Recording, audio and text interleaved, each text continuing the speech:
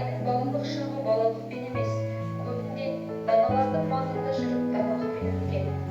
Басқа балалар секілді ойыннан емес, кітаптан және әжесі Зеремен келген сөзге шешен құлақтардың сөзінен бас алмай құлақпен түре тыңдап, жүрегіне ойланып үйреткен.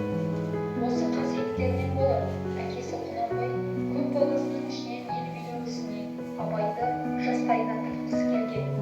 Бала абай 7 жасқа дейін әжесі Зеренің ертегі әңгімелеріне тойып өсіп, 1852-55 жылдары ауыл медресесінде Татар Ғабитхан молдадан сабақ алады.